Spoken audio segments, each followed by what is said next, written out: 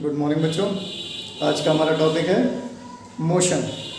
अब देखिए, मोशन में क्या पढ़ना है हम लोगों को। मोशन क्या होता है? Motion is the change of position. किसी ऑब्जेक्ट की पोजीशन में जो चेंज आ रहा है उसको हम मोशन कहते हैं। किसी ऑब्जेक्ट की पोजीशन में जो चेंज होगा विद रिस्पेक्ट टू टाइम,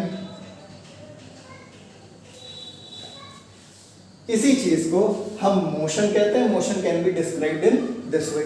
अब देखिए, किसी ऑब्जेक्ट की पोजीशन चेंज हो रही है, ये कैसे पता चलेगा?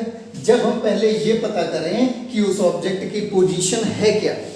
जब तक हमें ये नहीं पता होगा कि उस ऑब्जेक्ट की पोजीशन क्या है, तब तक हम कैसे बताएंगे कि उसकी पोजीशन में चेंज आ रहा है कि नहीं आ रहा है कि नहीं? जैसे मैं बोर्ड के इस कॉर्नर से चल के बोर्ड के दूसरे कॉर्नर तक जा रहा हूं, तो ये जो मेरी पोजीशन चेंज हुई, इसको आपने किसी न किसी फिक्स्ड पॉइंट यानी कि बोर्ड से एक्सप्रेस किया कि initially I was at this side of the board, कि पहले मैं बोर्ड के इस साइड था, तो मेरी पोजीशन इस बोर्ड से ये थी, और अब मैं इस बोर्ड के दूसरे एंड पर आ गया, यानी अब मेरी पोजीशन ये हो गई। तो जब आपने दोनों इनिशियल और फाइनल पोजीशन स्पेसिफाई की, तभी ना ये कंफर्म हुआ कि मेरी पोजीशन चेंज हुई। और जैसे ही ये कंफर्म हुआ कि रियल टाइम में मेरी पोजीशन चेंज हुई, तब आप कहेंगे कि हाँ, मैंने मोशन किया। ठीक है, तो किसी पर्टिकुलर ऑब्जेक्ट की पोजीशन को डिटरमाइन करना बहुत जरूरी है। अब इस पोजीशन को कैसे डिटरमाइन किया जाता है? स्पेस में। अब ये समझ लो, जैसे एक खाली जगह है, ये स्पेस। ठीक, इस स्पेस में मैंने एक ये पॉइंट बना रखा है। अब ये पॉइंट इस स्पेस में कहाँ है, ये ऐसे कैसे पता चलेगा? ये तब पता चलेगा जब आप इसकी पोजीशन को स्पेसिफाई करोगे। और पोजीशन स्पेसिफाई करने के लिए आप इस चीज का इस्तेमाल करते हो। ये आप बहुत फेमिलियर हो इस चीज से। ये क्या बनाया मैंने? ये बनाया मैंने एक्स वाई प्लेन। यानी किसी पॉइंट का अगर मैं एक्स वाई कोऑर्डिनेट से पोजीशन डिटरमाइन कर दूं, तो बिल्कुल प्रिसाइसली मैं उसकी पोजीशन को इंडिकेट कर पाऊंगा, लोकेट कर पाऊंगा। ये हुई एक्स एक्सिस, ये हुई वाई एक्सिस, और अब जैसे ही मैंने एक्स एक्सिस और वाई एक्सिस के हिसाब से इसके एक्स वाई कोऑर्डिनेट डिटरमाइन किए, तो तुरंत इसकी पोजीशन स्पेसिफाई हो गई कि इस ओरिजिन से, जो कि एक फिक्स्ड पॉइंट है, ये हमारा पॉइंट ऐसी पोजीशन पर है कि इसकी एक्स एक्सिस से डिस्टेंस ये कितनी है? y। कितनी है? y। और इसकी y एक्सिस से डिस्टेंस ये कितनी है? x। कितनी है? x। तो इससे डिटरमाइन हुआ कि अच्छा, इस पॉइंट की पोजीशन ये है। ठीक है, अब अगर ये पॉइंट स्पेस में अपनी पोजीशन चेंज कर रहा है, ये पॉइंट यहां से सपोज यहां तक आ गया, अब इसके एक्स वाई कोऑर्डिनेट चेंज होंगे। अब इसका y कोऑर्डिनेट ये होगा, अब इसका x कोऑर्डिनेट ये होगा, है कि नहीं? अब मैं इनको अगर अलग अलग साइन दूं, इसको x1 लिख दूं x1, और इसको y1 लिख दूं, इसको x2 लिख दूं, और इसको y2 लिख दूं, तो इससे अब ये डिटरमाइन हो गया कि इस पर्टिकुलर पॉइंट ने कहीं स्पेस में किसी टाइम के रिस्पेक्ट में अपनी पोजीशन चेंज की। क्यों? क्योंकि इसके एक्स वाई जो कोऑर्डिनेट्स हैं वो चेंज हुए। और यहीं से आप ये भी स्पेसिफाई कर सकते हो कि फिर इस पॉइंट ने कितना डिस्प्लेसमेंट किया, कितना डिस्प्लेसमेंट किया। समझ रहे हो बात को? अब इसी चीज को जब मैं वेक्टर के हिसाब से, इसी चीज को जब मैं किसी वेक्टर से डिनोट कर देता हूं, देखिए कैसे, पहले इसकी पोजीशन ये थी तो मैंने इसको ओरिजिन से ऐसे मिला दिया, ये एक वेक्टर साइन बना दिया, एक वेक्टर से दिखा दिया, इसकी पोजीशन को एक वेक्टर से शो कर दिया, तो इसी को हम आर से डिनोट करते हैं बेटा। किससे डिनोट करेंगे? आर से। और इसी को हम कहते हैं पोजीशन वेक्टर। क्या बोलेंगे? Position vector. ये पोजीशन वेक्टर क्या करता है? ये पोजीशन वेक्टर हमें स्पेस में किसी बॉडी की पोजीशन को स्पेसिफाई करने के लिए, लोकेट करने के लिए, डिटरमाइन करने के लिए काम आता है। ठीक है? तो अब मान लिया कि इसकी पोजीशन पहले ये थी, फिर इसने पोजीशन जब चेंज की तो दूसरी पोजीशन को हमें डिटरमाइन करना है, दूसरे पॉइंट पे पोजीशन वेक्टर बनाना है, तो फिर से हम ओ से उस पॉइंट को एक वेक्टर से मिला देंगे और ये अब हमारा फिर से पोजीशन वेक्टर हो जाएगा और ये सेकंड पोजीशन का पोजीशन वेक्टर हो जाएगा, ये फर्स्ट पोजीशन का पोजीशन वेक्टर है। तो ये इस पॉइंट के दो पोजीशन वेक्टर हो, ये इनिशियल पोजीशन वेक्टर, ये फाइनल पोजीशन वेक्टर। समझ में आई बात आपको? ये चीज ठीक।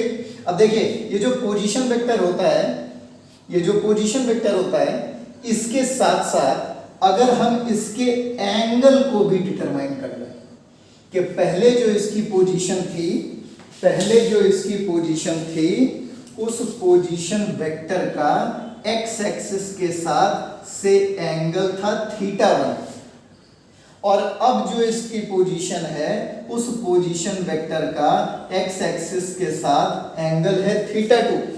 तो अब हमने इसके पोजीशन को ठीक ठीक स्पेसिफाई कर दिया मैग्नीट्यूड और डायरेक्शन के साथ, मैग्नीट्यूड और डायरेक्शन के साथ। देखिए कैसे, ये जो पोजीशन वेक्टर होता है इसका अगर हम मैग्नीट्यूड निकाल लें, आर से ही डिनोट कर देते हैं, ठीक है, तो ये हमको दे देता है वैल्यू किसकी?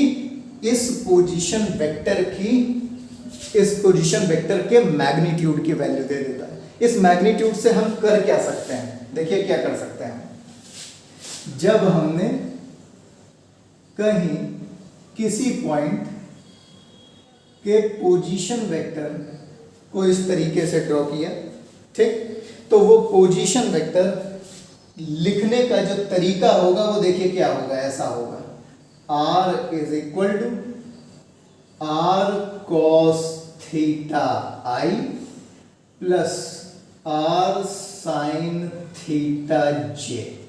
ये होगा लिखने का तरीका उसको, ठीक है। पोजीशन वेक्टर, कोई भी वेक्टर इसी तरीके से डिनोट किया जाता है। ये चीजें हमें क्या बताती हैं?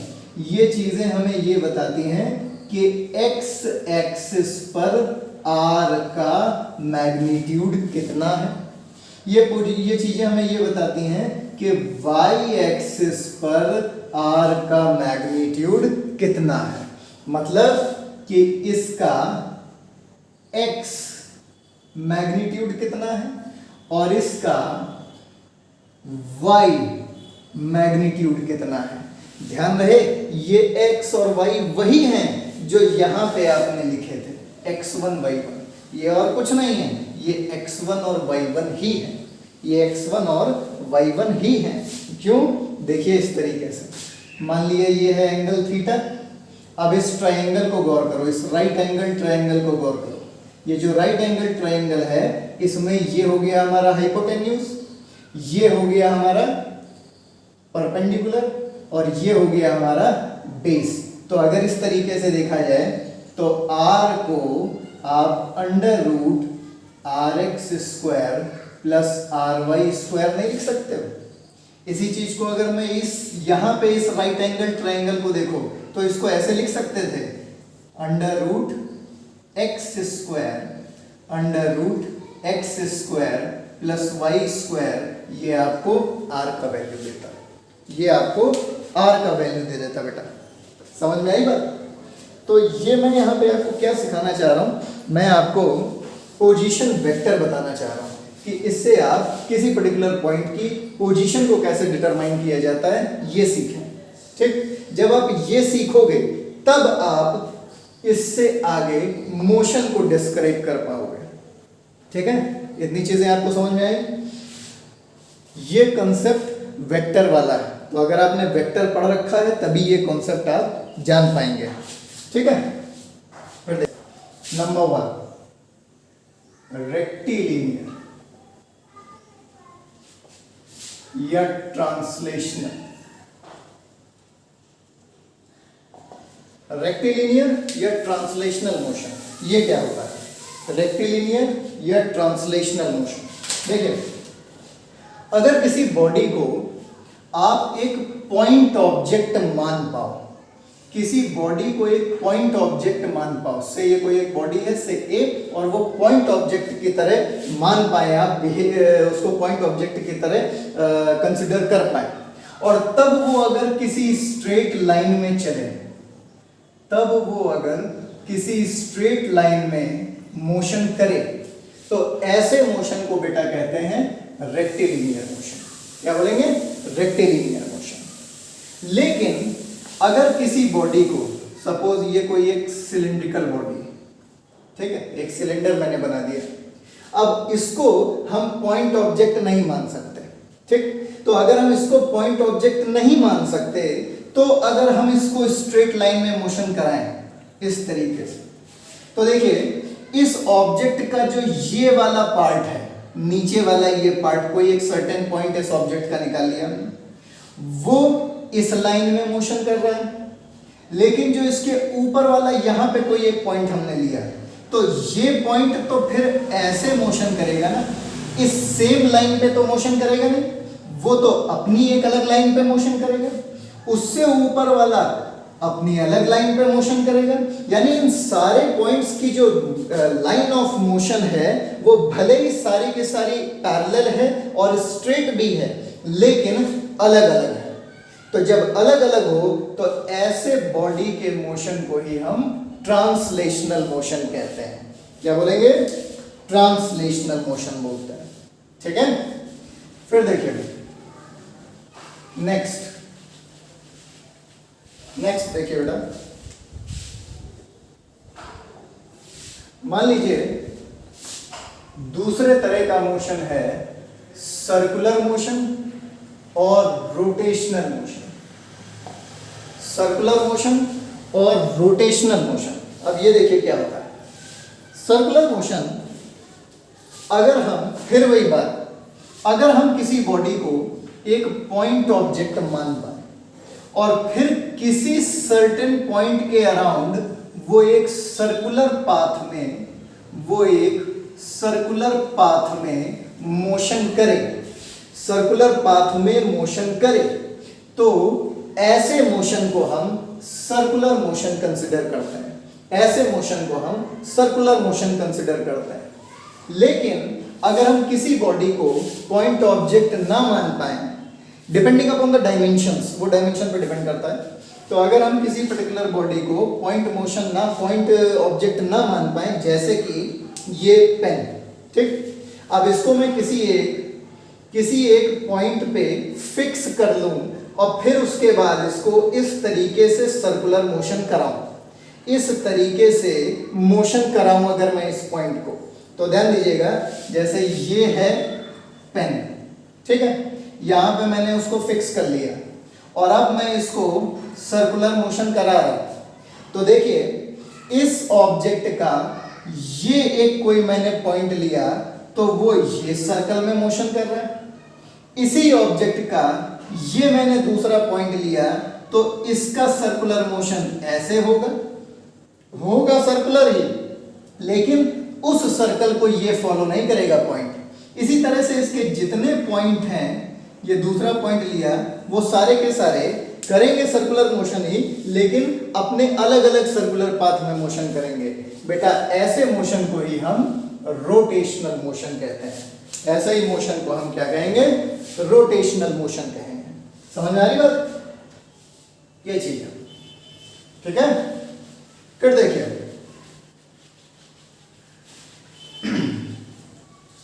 बेटा तीसरे तरह का मोशन ऑक्सिलेटरी या वाइब्रेशनल, ऑक्सिलेटरी या वाइब्रेशनल मोशन। अब इसको गौर करिएगा। अगेन, अगर किसी पर्टिकुलर पॉइंट से ए ऐसा मोशन करे जो कि पीरियोडिक हो, यानी अपने पाथ को बार बार रिट्रेस करता रहे, ठीक है, तो ये आगे जाए, फिर पीछे आए, फिर दूसरी तरफ जाए, फिर वापस आए, फिर पीछे जाए, फिर दूसरी तरफ आए, फिर वापस जाए। इस तरीके का जो मोशन होगा, इस तरीके का जो मोशन होगा बेटा, with in a certain limit, with in a certain limit, इस तरीके का जो मोशन होगा बेटा, ऐसे मोशन को हम क्या कहेंगे? ऑक्सिलेटरी मोशन कहेंगे। ऐसे मोशन को हम ऑक्सिलेटरी मोशन कहेंगे, जो टू एंड फ्रो मोशन करे, किसी एक सर्टेन लिमिट में टू एंड फ्रो मोशन करे, अपने पाथ को बार बार रिट्रेस करे, ऐसे मोशन को हम ऑक्सिलेटरी मोशन कहेंगे, ठीक। और वाइब्रेशनल मोशन किसको कहेंगे? कुछ अलग नहीं है, बस यही, ये जो लिमिट है, अगर ये बहुत कम हो, ये जो लिमिट है, अगर ये लिमिट की वैल्यू बहुत कम हो, माइन्यूट, इस लिमिट की वैल्यू बहुत कम हो और उसमें body to and fro motion करती है, तो ऐसे मोशन को ही हम बेटा क्या कहते हैं? वाइब्रेशनल मोशन कहते हैं। ऐसे ही मोशन को हम वाइब्रेशनल मोशन कहते हैं, ठीक है। अब ध्यान दीजिए, यहां पर मैंने एक पेंडुलम बना दिया, ये सिंपल पेंडुलम है अपना। तो इस पेंडुलम को अगर इस तरीके से मोशन कराया जाए, मतलब एक तरफ ले जाके मैं इसको पकड़ लूं और फिर उसके बाद रिलीज करूं, तो ये कहां जाएगा? ये वापस आएगा। ये वापस क्यों आएगा? ये वापस इसलिए आएगा क्योंकि यहां पर एक रीस्टोरिंग फोर्स, यहां पर एक रीस्टोरिंग फोर्स इसको वापस लाने के लिए टेंड करेगा। जितने भी ऑक्सिलेटरी और वाइब्रेशनल मोशन है, सब में कोई ना कोई रीस्टोरिंग फोर्स उस ऑब्जेक्ट को एक्सट्रीम से मीन पोजीशन की तरफ लाने के लिए टेंड होता है। दैट रीस्टोरिंग फोर्स, ध्यान देना, ये रही एक स्प्रिंग, इससे मैंने ये एक ऑब्जेक्ट बांध दिया, स्प्रिंग से एक ऑब्जेक्ट बांध दिया, इस प्लेटफॉर्म पे बंधी हुई है यहां पर, ठीक है, यहां पर रिजिडली बंधी हुई है। अब इस ऑब्जेक्ट को अगर मैं इधर में खींचूं, पुल करूं और फिर उसके बाद इसको रिलीज करूं, तो स्प्रिंग जो है वो इस तरीके से मोशन करेगी बेटा। क्यों मोशन करेगी? क्योंकि इस पे रीस्टोरिंग फोर्स लगेगा, जो इस स्प्रिंग को वापस मीन पोजीशन में लाने के लिए टेंड होगा, वापस मीन पोजीशन में लाने के लिए टेंड होगा। उस रीस्टोरिंग फोर्स के ही इन्फ्लुएंस में आकर ये जो स्प्रिंग है ये मोशन करेगी। अब अगर तुम इस रीस्टोरिंग फोर्स को गौर करो, इसकी लाइन ऑफ एक्शन, इसकी लाइन ऑफ एक्शन अगर स्ट्रेट लाइन है, अगर स्ट्रेट लाइन है, लीनियर है, अगर स्ट्रेट लाइन है, लीनियर है, तो बेटा ऐसे मोशन को ही हम कहते हैं, ऐसे मोशन को ही हम कहते हैं SHM। क्या बोलेंगे? SHM। ऐसे मोशन को ही हम सिंपल हार्मोनिक मोशन कहते हैं। मोशन के अब जो दूसरे वेरिएबल्स हैं वो क्या क्या है? दूसरे वेरिएबल्स क्या वेरिएबल्स हैं? डिस्टेंस और डिस्प्लेसमेंट। डिस्टेंस और डिस्प्लेसमेंट, ये डिस्टेंस और डिस्प्लेसमेंट क्या है? देखिए, अभी अभी हम लोगों ने सीखा कि किसी पॉइंट की स्पेस में किसी पॉइंट की से P पॉइंट पे एक ऑब्जेक्ट है, उसकी पोजीशन डिटरमाइन कैसे की जाती है? उसकी पोजीशन डिटरमाइन की जाती है, एक एक्स वाई एक्सिस बनाओ, एक एक्स वाई एक्सिस बनाओ और उसके ओरिजिन से उस पॉइंट तक एक वेक्टर खींच दो, बस इसी को उसका पोजीशन वेक्टर कहते हैं और ये उसकी पोजीशन के बारे में बिल्कुल स्पेसिफिक नॉलेज दे देता है। ठीक है, तो माना कि अभी एक पॉइंट P पॉइंट पे कोई एक ऑब्जेक्ट है और उसकी पोजीशन है R1 और फिर उसने अपनी पोजीशन चेंज की और अब वो Q पॉइंट पे चला गया ऑब्जेक्ट, अब उसका पोजीशन वेक्टर से R2। तो जैसे ही उसने पोजीशन चेंज की, जैसे ही उसने पोजीशन चेंज की तो आपने कहा कि भाई क्या हो गया? मोशन हो गया, change in position with respect to time, यही हो गया मोशन। लेकिन इस मोशन के दो वेरिएबल्स हैं, देखिए कैसे है। मान लिया कि ऑब्जेक्ट ने सीधे P से Q तक ना जाकर ऐसे कहीं घूम के तब Q तक गया, इस तरीके से घूम के तब वो Q तक गया है। ठीक है, तो अब ध्यान दीजिएगा बेटा, ये जो इसने पाथ कवर किया है टोटल, ये जो टोटल पाथ इसने कवर किया है बेटा, इसी को हम कहते हैं डिस्टेंस। क्या बोलेंगे? डिस्टेंस। ऑब्जेक्ट ने इनिशियल से फाइनल पोजीशन तक पहुंचने में जितना टोटल पाथ कवर किया है उसी को हम क्या बोलते हैं? डिस्टेंस बोलते हैं। लेकिन सीधे इस पॉइंट P से, इनिशियल पोजीशन से फाइनल पोजीशन के बीच में ये जो shortest distance, minimum distance, shortest path ये जो कवर किया है, इसी को बेटा हम कहते हैं डिस्प्लेसमेंट। क्या बोलेंगे? डिस्प्लेसमेंट। और इसको भी हम वेक्टर के ही फॉर्म में दिखाते हैं, इसको भी हम वेक्टर के ही फॉर्म में दिखाते हैं। ये अब ऐसे एरो बना के ये डेल्टा आर, ये हो गया बेटा तुम्हारा डिस्प्लेसमेंट। ये डेल्टा आर यही हो गया बेटा तुम्हारा डिस्प्लेसमेंट और ये final position minus initial position को रिप्रेजेंट करता है। क्या बोला जाएगा? Displacement vector. क्या बोला जाएगा? Displacement vector. वेक्टर से किसी चीज को डिनोट करने का ये एक फायदा हो जाता है, खास तौर से वेक्टर क्वांटिटी को, कि उसका एक तो मैग्नीट्यूड भी मिल जाएगा, मतलब अगर मैं इसकी लेंथ मेजर कर लूं तो मुझे इसका मैग्नीट्यूड मिल जाएगा कि डिस्प्लेसमेंट कितना कवर हुआ। और दूसरा, अगर इसकी जो एरो है उसको मैं कंसिडर करूं तो उसकी एरो मुझे ठीक ठीक ये बता देती है कि किस डायरेक्शन में डिस्प्लेसमेंट हुआ। वेक्टर की एरो ये बता देती है कि किस डायरेक्शन में डिस्प्लेसमेंट हुआ।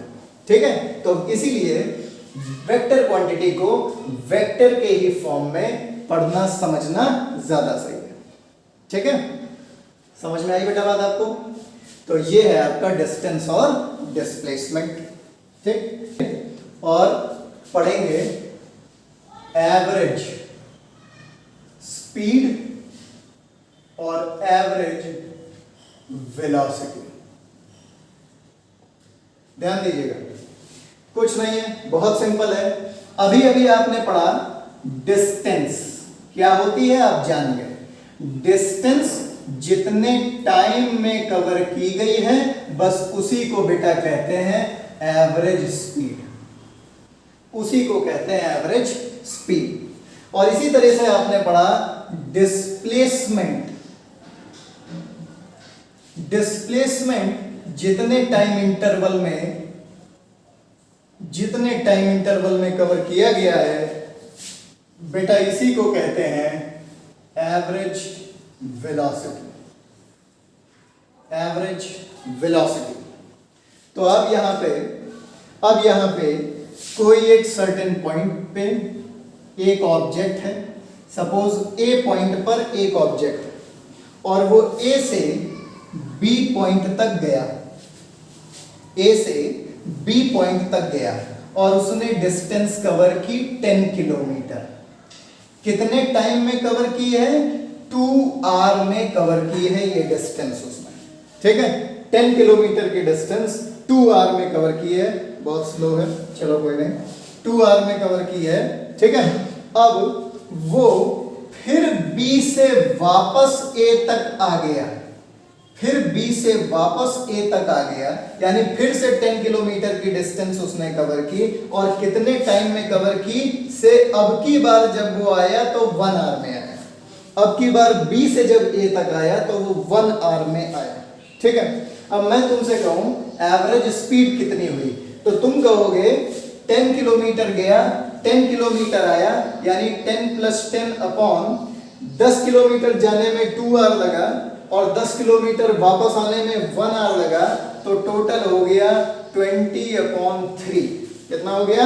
20/3 किलोमीटर पर आवर। ये हो गई एवरेज स्पीड, ये हो गई एवरेज स्पीड। लेकिन अगर मैं तुमसे ये कहूं कि एवरेज वेलोसिटी यानी कि डिस्प्लेसमेंट अपॉन टाइम इंटरवल कितना हुआ, तो तुम कहोगे ए से बी तक गया तो डिस्प्लेसमेंट हुआ 10, ए से बी तक गया तो डिस्प्लेसमेंट तो वेक्टर है ना, तो ए से बी तक गया डिस्प्लेसमेंट हो गया 10 और बी से ए तक आया तो वेक्टर की डायरेक्शन बदल गई।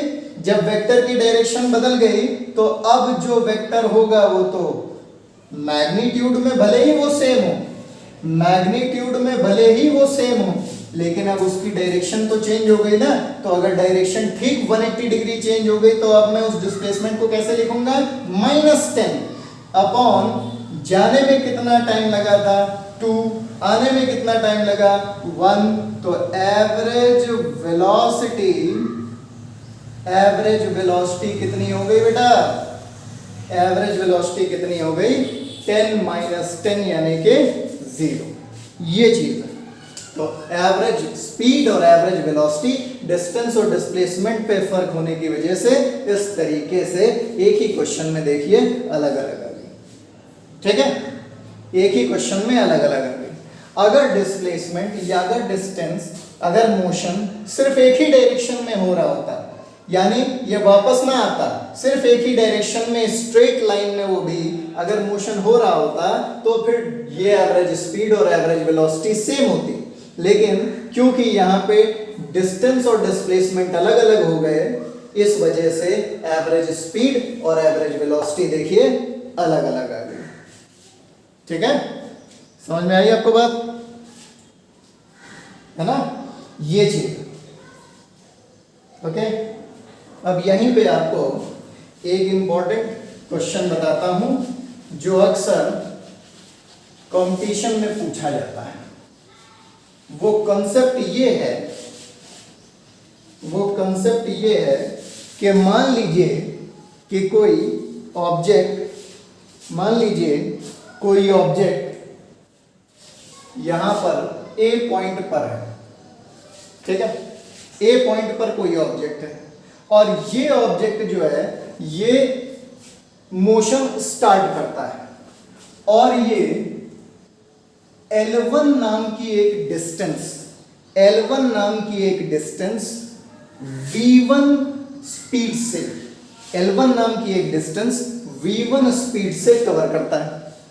फिर अगली L2 नाम की एक डिस्टेंस, यहां तक की डिस्टेंस L1 थी, L1 नाम की डिस्टेंस V1 से कवर की, फिर B पॉइंट से फिर C पॉइंट तक L2 नाम की एक डिस्टेंस V2 स्पीड से कवर करता है। फिर C से D पॉइंट तक की L3 नाम की डिस्टेंस V3 नाम की स्पीड से कवर करता है। और इस तरीके से ये सपोज Ln नाम की एक डिस्टेंस Vn वेलोसिटी से कवर करता हुआ जाता है, ठीक है। Vn वेलोसिटी से कवर करता हुआ जाता है। अब यहां पे मैं आपसे कहूं कि इसकी एवरेज स्पीड क्या होगी बेटा? तो आप कहेंगे टोटल डिस्टेंस, तो आप कहेंगे टोटल डिस्टेंस, सपोज उस डिस्टेंस को मैं डेल्टा एस से लिख रहा हूं, ठीक है, distance, total distance delta S. तो मैं क्या करूंगा, मैं ये जितनी डिस्टेंसेस हैं L1 L2 से लेकर Ln तक की सारी डिस्टेंसेस को जोड़ लूंगा, सारी डिस्टेंसेस को ऐड कर लूंगा। फिर मैं आपसे कहूंगा कि भाई टाइम जो होता है वो क्या होता है, टाइम होता है डिस्टेंस अपॉन स्पीड, यही होता है ना टाइम। तो मैं आपसे पूछूं कि ये फर्स्ट पार्ट यानी ए से लेके बी तक का कितना टाइम इंटरवल है, तो आप कहेंगे ए से लेके बी तक की डिस्टेंस L1 और ए से लेके बी तक की L1 नाम की डिस्टेंस को V1 नाम की स्पीड से कवर किया है, तो इसमें जो टाइम इंटरवल लगा वो कितना होगा, इसमें जो टाइम इंटरवल लगा आप कहेंगे वो L1/V1 होगा। इसी तरह से L2 नाम की डिस्टेंस को कवर करने में जो टाइम लगा होगा वो L2/V2 होगा, और इसी तरीके से Ln नाम की डिस्टेंस को कवर करने में जो टाइम लगेगा वो Ln/Vn लगेगा। तो इसका मतलब टोटल टाइम कितना हो गया, टोटल टाइम हो गया ये। तो फिर एवरेज स्पीड क्या होती है बेटा, आप कहेंगे सर एवरेज स्पीड होती है डिस्टेंस अपॉन टाइम, यानी इसको डिवाइड कर दूं मैं, इसको डिवाइड कर दिया, ठीक है। अब देखिए यहां पर ये L1 plus L2 plus dash dash Ln तक, यहां पर L1 प्लस L2 और ये चला जा रहा है Ln तक, ये टोटल जब आप निकालोगे तो ये किस तरीके से फर्क करेगा, इसको देखो, इसको लिखने का जो तरीका होगा वो क्या होगा। अगर मैं इसको ऐसे लिख दूं, ये Li और I कहां से कहां तक, 1 से लेके n तक, मतलब जितनी भी लेंथ है जितनी भी डिस्टेंस है उनका सबका सम डिवाइडेड बाई, ठीक है, डिवाइडेड बाई। अब डिवाइड कर दो इसको, तो अगर मैं इसको डिवाइड करूं और ये आ जाए से सिग्मा Li अपॉन Vi, कहां से कहां तक, 1 से लेके n तक, तो ये फॉर्मूला बनेगा बेटा आपका किसका, एवरेज स्पीड का। ये फॉर्मूला आपका एवरेज स्पीड का होगा। समझ में आ रही बात? फिर देखिए अब यहां पे केस लगा रहा हूं, क्या, if L1 is equal to L2 is equal to L3 is equal to Ln, मतलब ये जितने हैं ये सब आपस में बराबर है, सारी डिस्टेंसेस आपस में इक्वल हो, तो यही फॉर्मूला हमारा क्या हो जाएगा, ध्यान दीजिएगा। अब ये L1 plus L2 plus Ln, ये जितनी भी डिस्टेंसेस हैं ये सब तो इक्वल हो गई। अगर ये सब इक्वल हो गई तो फिर यहां भी मैं L रखूंगा, यहां भी मैं L रखूंगा, L प्लस L कहां तक, n तक, है कि नहीं, n तक। और उसको अगर मैं लिखना चाहूं तो ऐसे लिख सकता हूं कि नहीं लिख सकता हूं, NL। भाई अगर मान लो 4 है L तो L plus L plus L plus L यानी कि 4L ही तो हुआ। तो अगर n टाइम्स L है तो NL डिवाइडेड बाई, यहां देखिए यहां पे ये जितने L1 L2 ऊपर नजर आ रहे हैं न्यूमरेटर में आपको, इनकी सबकी जगह अगर मैं L रखूं, L/V1 plus L/V2 plus dash dash dash L/Vn, इस तरीके से। तो ध्यान दीजिए, क्या मैं यहां से L कॉमन नहीं ले सकता बाहर, तो ब्रैकेट में क्या बचेगा, 1/V1 plus 1/V2 till 1/Vn तक। अब देखिए ये L कैंसिल, यहां पे क्या आया, एवरेज स्पीड आया, क्या आया, एवरेज स्पीड। अब इस एवरेज स्पीड को लिखने का तरीका कुछ ऐसा होगा ना बेटा, इधर देखिए, average speed is equal to, ये n अगर मैं यहां डिवाइड कर दूं और ये 1 बाई v1 प्लस 1/v2 इस तरीके से इधर लाऊं तो इसको लिखने का जो तरीका होगा वो कुछ ऐसा आएगा। देखिए एवरेज स्पीड को अगर मैं v एवरेज से डिनोट कर दूं, किससे?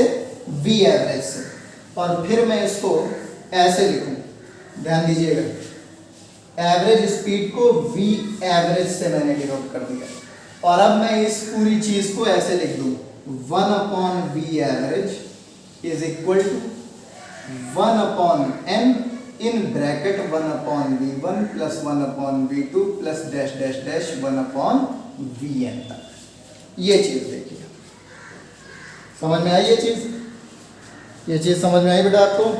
यहाँ पर ये n मैंने यहाँ डिवाइड कर लिया, ये 1/v1 मैंने इधर, मतलब एक तरह समझो क्रॉस मल्टीप्लाई कर लिया, तो v एवरेज नीचे आ गया 1/v एवरेज, ये पूरा पार्ट ऊपर आ गया, ये रहा, और n यहाँ पे डिवाइडेड था तो वो देखो डिवाइड के फॉर्म में मैंने बाहर लिख रखा है 1/n।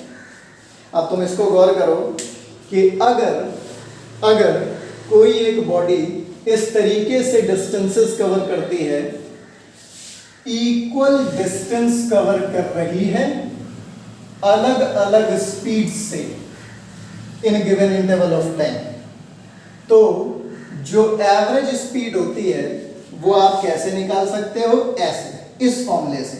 और ये एक्चुअली क्या है? ये हार्मोनिक मीन है कि नहीं बेटा?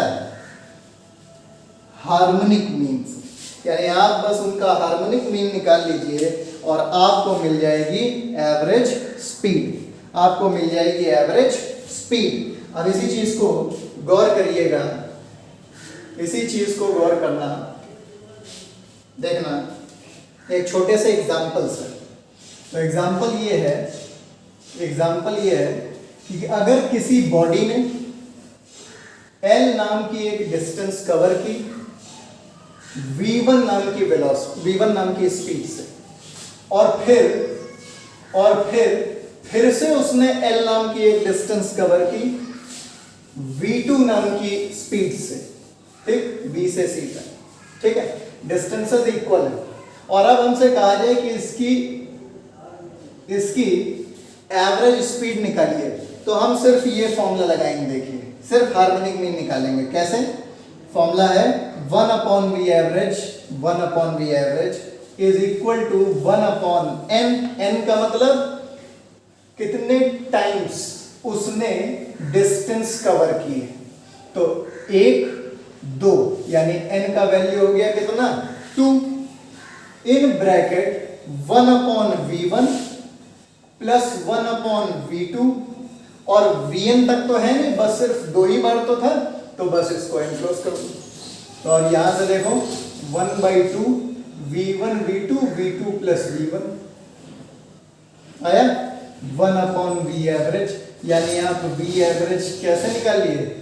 इसको रिवर्स करो तो 2v1 v2 upon v1 plus v2, इससे आप निकाल सकते हो एवरेज स्पीड इस क्वेश्चन में। ठीक है, जब आपको सिर्फ 2 एवरेज स्पीड दे रखी हो इक्वल डिस्टेंसेस को, ध्यान देना यहाँ पे ये कंडीशन लगी हुई है। कंडीशन क्या है कि डिस्टेंसेस इक्वल है, और डिस्टेंस अगर इक्वल नहीं थी तो फिर तो ये फॉर्मूला तुम्हें लगाना ही होगा। डिस्टेंस इक्वल अगर कह दे क्वेश्चन में, तो फिर तुम ये ध्यान रखना कि तुम्हें क्वेश्चन में फिर वो L1 L2 L3 ना भी दे, सिर्फ स्पीड दे दे, तो तुम एवरेज स्पीड बस इस फॉर्मूले से निकाल लेना। जनरली 2 स्पीड दे के खत्म करता है, ठीक है, तब आप इसी से कैलकुलेट कर लोगे। फिर इस चक्कर में मत पड़ना कि हमको डिस्टेंस तो दे नहीं रखी है, टाइम भी नहीं दे रखा है, तो फिर हम ये फॉर्मूला कैसे लगाएं पूरा एवरेज स्पीड का? आपको सिर्फ स्पीड देगा और आपसे कह देगा कि डिस्टेंसेस इक्वल है, तो जब डिस्टेंसेस इक्वल है तो आप बस ये फॉर्मूला हार्मोनिक मीन निकाल देना दोनों स्पीड का, आपको एवरेज स्पीड मिल जाएगी। ठीक है बेटा, इसमें आपसे कहे कि भाई ऐसा है कि अगर किसी बॉडी ने A से लेके B तक की डिस्टेंस कवर कर रहा है v1 स्पीड से, और इसको कवर करने में t1 टाइम लगा, फिर B से लेके C तक की डिस्टेंस V2 स्पीड से कवर कर रहा है और T2 टाइम लगा। इसी तरह से सपोज Vn स्पीड से Tn टाइम तक वो अलग अलग स्पीड से कुछ डिस्टेंस कवर कर रहा है। ठीक, अब ऐसे केस में अगर हमसे एवरेज स्पीड पूछी जाए, एवरेज स्पीड पूछी जाए तो हम क्या करेंगे? V एवरेज निकालने के लिए हम क्या करेंगे? हमारे पास सीधा सीधा फॉर्मूला, क्या फॉर्मूला हो गया कि भाई हमने डिस्टेंस निकाल लेनी है। ठीक है, अब ध्यान दो, डिस्टेंस होती है स्पीड इनटू टाइम, और स्पीड उसने सपोज ये पहले पार्ट के लिए उसकी स्पीड थी v1 और टाइम लगाया उसने t1, टाइम लगाया उसने t1, तो इसका मतलब पहले पार्ट की डिस्टेंस तो v1 इंटू t1 हो गई ना, तो इसका मतलब पहले पार्ट की डिस्टेंस v1 t1, इसी तरह से दूसरे पार्ट की डिस्टेंस v2 t2, इसी तरह से nth पार्ट की vn tn, है कि नहीं? इस तरीके से जाएगी। फिर मैं तुमसे कहूं टाइम कितना लगा, तो तुम कहोगे पहले पार्ट में t1, दूसरे पार्ट में t2, इसी तरीके से nth पार्ट में tn टाइम लगा। ठीक, तो फिर एवरेज स्पीड क्या हुई? तो आप कहेंगे डिवाइड कर दीजिए डिस्टेंस और टाइम को, डिवाइड कर दिया। अब ये फॉर्मूला बेटा आपका बना किसके लिए? एवरेज स्पीड के लिए, एवरेज स्पीड के लिए। इसी में अब एक कंडीशन अगर लगा दूं, इफ टाइम ये जितने दे रखे हैं बेटा, ये जितने टाइम दे रखे हैं ये सब इक्वल, मतलब ये जितनी भी डिस्टेंसेस उसने कवर की है सब इक्वल टाइम में दे रखी है, इक्वल टाइम इंटरवल में कवर कर रखी है। तो फिर यही आपका कैसे चेंज होगा वो देखिए, v1t v2t, अब t1 t2 तो नहीं रखूंगा ना क्योंकि सब इक्वल है, तो सबकी जगह मैंने t रख दिया। इसी तरीके से vn t upon t plus dash dash dash t, n times तक t। ठीक है, अब यहां गौर करना, ऊपर हर एक टर्म में t है तो कॉमन ले सकता हूं उसको, है कि नहीं? और नीचे t plus t n times t, तो n इंटू टी लिख सकता हूं, t कैंसिल हो गया, ये बेटा क्या आ गया? ये क्या आ गया? ये आ गई आपकी v एवरेज यानी एवरेज स्पीड। और अगर तुम इस फॉर्मूले को गौर करो तो बेटा ये अरिथमेटिक मीन नहीं है, ये अरिथमेटिक मीन नहीं है। ठीक है, तो ध्यान दीजिएगा कि जब भी टाइम सेम हो किसी क्वेश्चन में, टाइम इंटरवल सेम हो और अलग अलग स्पीड दे रखी है और आपसे कहा जाए कि उसने कुछ डिस्टेंसेस कवर किए हैं, तो आपसे अगर एवरेज स्पीड पूछे तो फिर सारी स्पीड का अरिथमेटिक मीन निकाल दो। और अगर आपसे डिस्टेंस सेम कही जाए, अगर डिस्टेंस सेम कही जाए तो बेटा फिर तुम सारी स्पीड का हार्मोनिक मीन निकाल देना। टाइम सेम हो तो अरिथमेटिक मीन निकाल देना, और अगर डिस्टेंस सेम हो तो हार्मोनिक मीन निकाल देना।